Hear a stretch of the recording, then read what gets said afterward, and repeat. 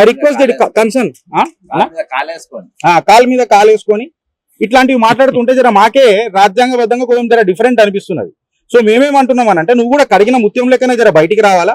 మళ్ళీ నువ్వు కడిగిన ముత్యం రా లేకపోతే బీసీలను కాలాంతకులు పంపించే కాల నాగువా అనేది ఆ దర్యాప్తు బయటికి రావాలా. సో నేను రెస్పెక్టివ్ ఏజెన్సీస్ ని కోరుతున్నా. Last but not the least ఏంటంటే అసలు సీసీటీవీ ఫుటేజ్లు ఈయన ఇయ్యకపోతే బయట దొరకయా? ఇంకొక గంభీరమైన ఆరోపణలు ఇలా మీడియా జర్నలిస్టులు యూట్యూబ్ జర్నలిస్టులు ఏమని మాట్లాడుతున్నారంటే ఏమన్నా ఎవిడెన్సులు సపరేషన్ చేసే యాక్టివిటీ జరుగుతుందా, ఎవిడెన్సులు ట్యాంపర్ చేసే యాక్టివిటీ జరుగుతుందా, ఇన్ని రోజులు అయిపోయినా యాక్చువల్ ఎవిడెన్సులు బయటికి ఎందుకు వస్తలేవు, నేను కొట్టినట్టు చేస్తా నువ్వు ఏడ్చినట్టు చేయననే తత్వం ఏమన్నా నడుస్తుందా అనేది లీగల్ క్వశ్చన్స్ ఇవన్నీ ఉన్నాయి.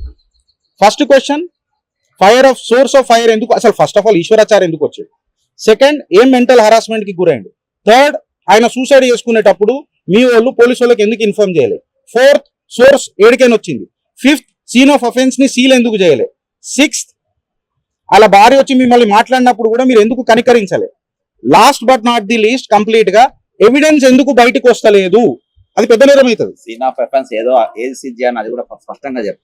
మన ఏరియా కంప్లీట్ గా ఆయన ఆఫీసు గీఫీసు స్టూడియో ఎక్కడ జరిగిందో అక్కడ కంప్లీట్ గా సీల్ చేయాల్సిందే. And last but not the least ఏంటంటే బీసీలకు న్యాయం జరగలే. ఇన్ఫాక్ట్ చెప్పాలంటే బీసీలకు రెండవసారి ఈశ్వరాచారి సూసైడ్ చేసుకున్నట్టు అయింది. ఇది ఒక దురదృష్టపు ఘటన.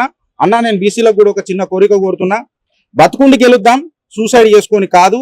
మీకేదన్నా ఉంటే టీడీఎంఐ మీకు రక్షణ నిలబడుతుంది, ఒక కవచ కుండలమై నిలబడుతుంది. టీడీఎంఐ మీకు సుదర్శన చక్రం అవుతుంది. జై హింద్.